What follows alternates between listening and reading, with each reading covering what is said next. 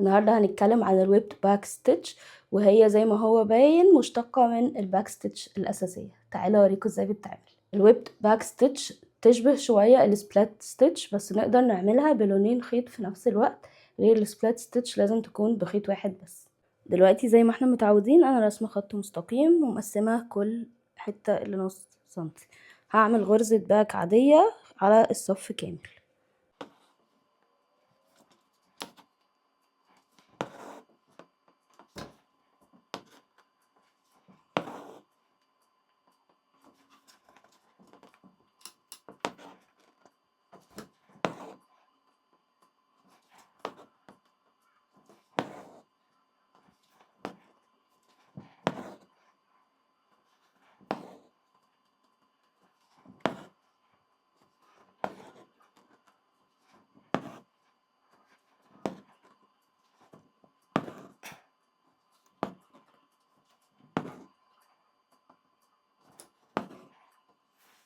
دلوقتي انا ربطت خلاص الخيط بتاعي من الظهر وجبت خيط لون تاني.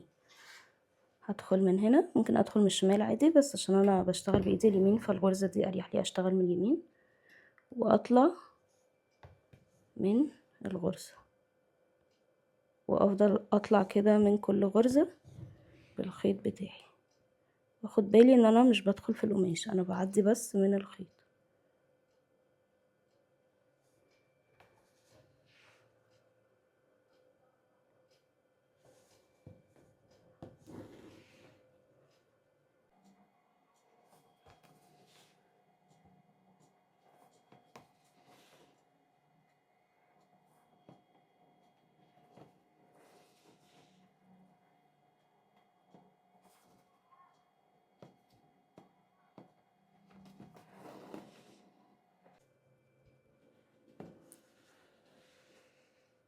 وفي النقطة الأخيرة هاجي أدخل في نفس الغرزة اللي فاتت. ده كده الشكل النهائي للغرزة.